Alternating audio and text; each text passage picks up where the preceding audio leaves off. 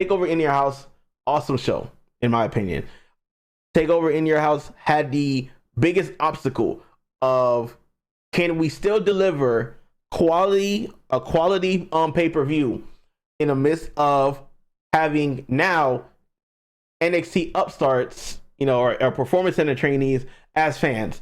And once again, NXT and their takeovers do not miss whatsoever. First match of the night, 6-woman tag. Mia Yim, Tegan Knox, Shotzi Blackheart versus Candice LeRae, Dakota Kai, Raquel Gonzalez. Good energy out the blocks. Great showing of all 6 competitors. I'm talking about each competitor had their moments to shine. Shotzi showed out. Raquel showed out, showing her strength. Dakota being Dakota with her kicks, and just this evil Dakota Kai persona is working so well for me. I love it. Candice, still, I'm still getting used to Candice LeRae being a heel, but she definitely showed out as well. Clearly, we're seeing that the feud between her and Mia Yim is going to continue as they left the match near the tail end, and Tegan Knox getting the victory over Dakota Kai for a victory for Team Mia Yim. Awesome match all around. I really want to see how far does this develop. This process with Candice LeRae and Johnny Gargano being heels. I want to see where it goes, how far it goes. It's still taking time to grow on me, in my opinion. But I think we're in the midst of something really, really well.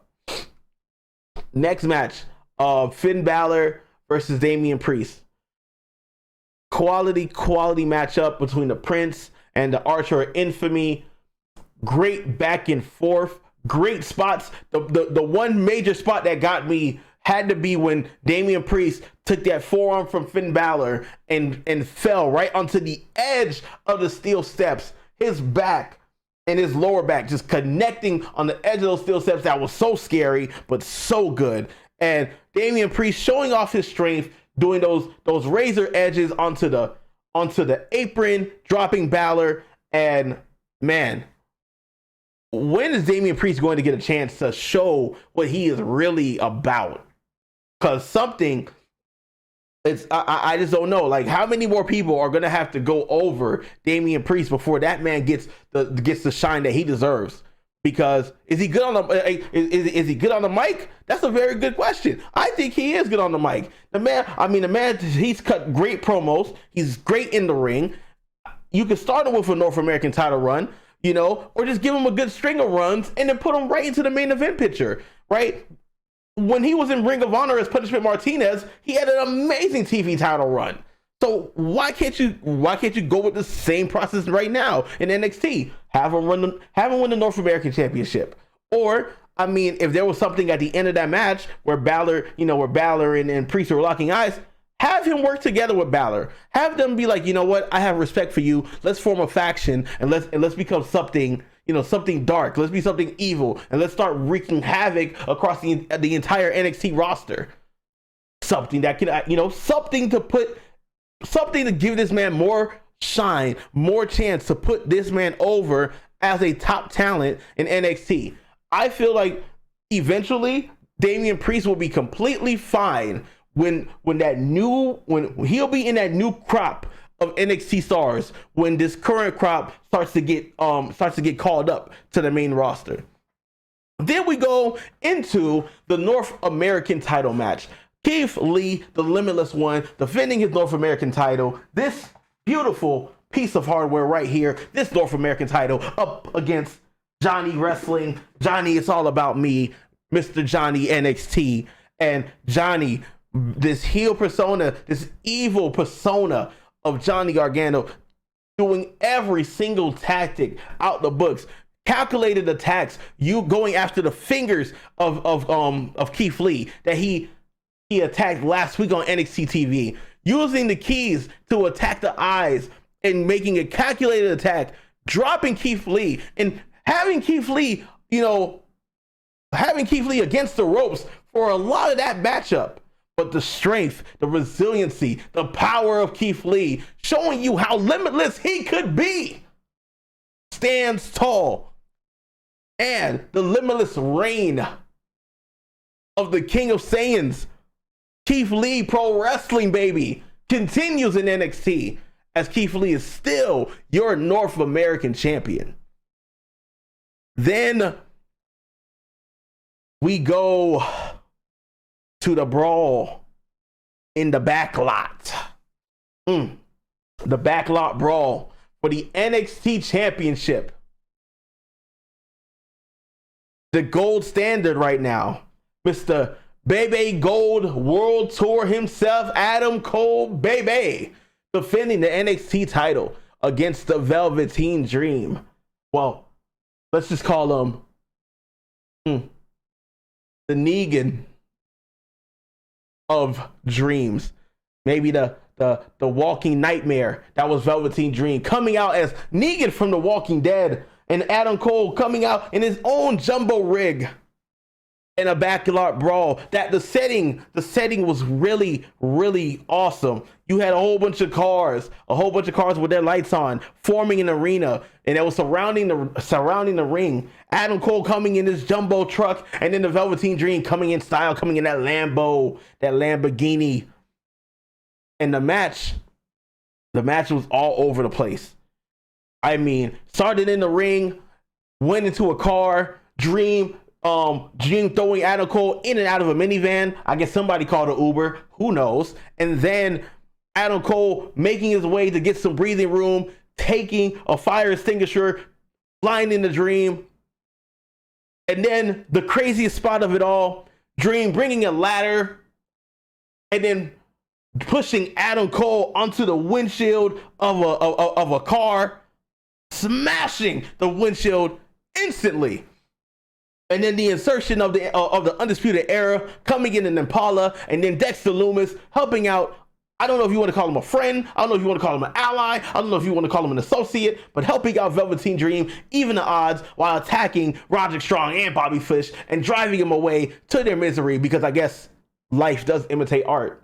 If you recall, he did draw a picture saying that I'm going to drive away with the Undisputed Era, and he did exactly just that. But then, once again, with shades of ECW and hundreds, not hundreds, but plenty of chairs being thrown into the ring, Adam Cole hits the Panama Sunrise. Well, we'll just call it a Panama Sunset, because it was night to Velveteen Dream, and he retained the NXT Championship. And with that, Velveteen Dream does not get another chance to compete for that title. So what does that mean? Is it time for Dream to get called up? He's been asking for it. Is this the main roster move that he's been waiting for? We'll find out more in the future, but right now, there's no more NXT Dreams. That dream is over. Then we go into the unfortunate squash of the night. The squash of the night being Karrion Kross, otherwise known as Killer Kross, to the masses, going up against Tommaso Ciampa. And my goodness, if this was not a show of destruction and a demonstration of destruction and a showcase of power, strength, and then just dominance at the hands of Karrion Kross, as he just took Ciampa and took everything that Ciampa gave him and was just eating it up like it was a Sunday dinner.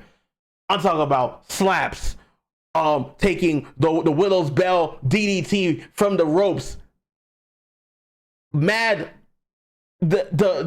I can't even get my words right as to how shocked I am at how Ciampa gave him basically everything he could.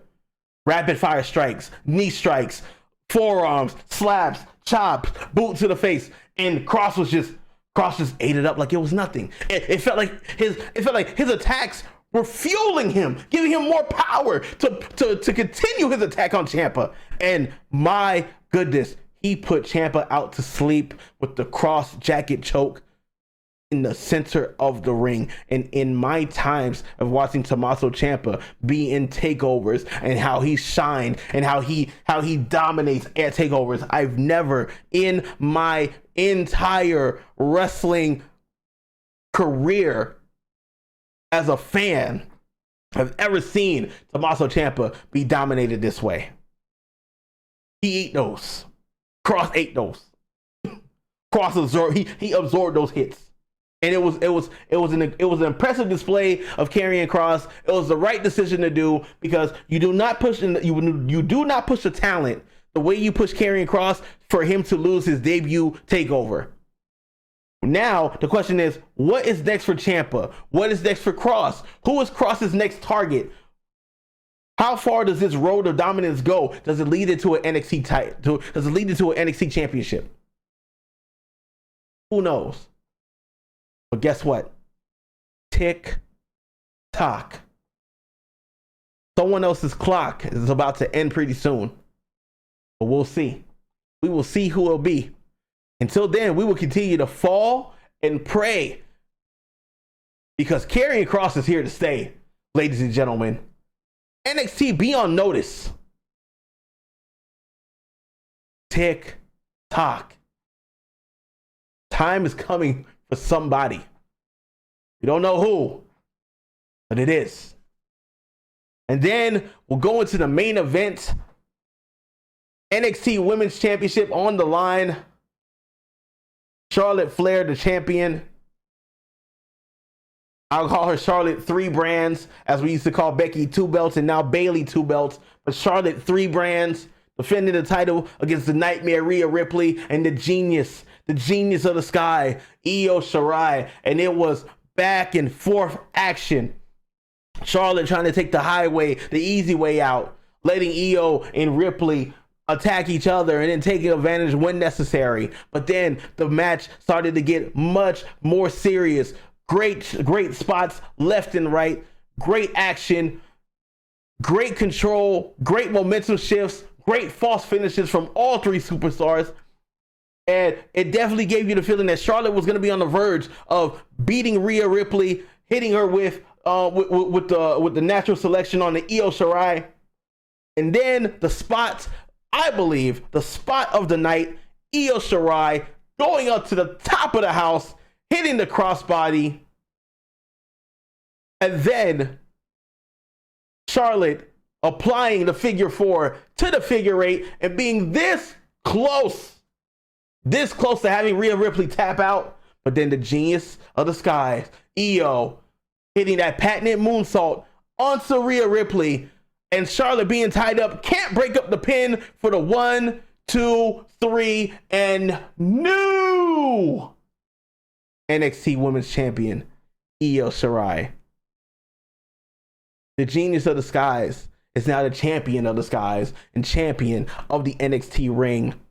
And it was, like I said, I would give Takeover a solid 8, maybe 8.5 out of 10. Takeovers do not disappoint. Takeovers have not disappointed since the inception.